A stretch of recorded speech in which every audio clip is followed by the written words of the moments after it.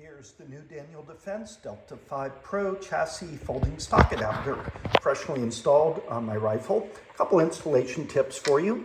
First of all, the spacer that comes with the rifle is roughly twice the length of the folding stock adapter.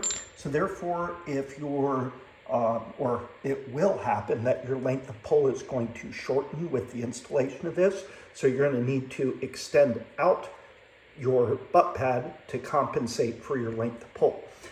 Next, the instructions, I believe it's step 4 in the instructions, if I recall, talk about a large pin versus a small pin on the other side.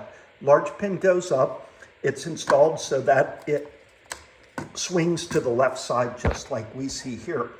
Now, one nice thing that Daniel Defense could have done to just make operation a little more intuitive is if they had printed right here, press here. It would be a lot more intuitive about how to operate it. So for example, if I want to deploy the stock, it's locked into place, which is really nice. It's not going to flop out on you when you pull it out of your range bag or you're transporting it around. But to deploy it, if you press here and lift up here, there we go. That's going to detach it and it can now swing open. Same thing applies that when you want to fold it, pressing here, lifting up here is going to disengage it, okay? So that's basically the way that that operates. Just make a mental note that that's the way it operates, that you press and lift.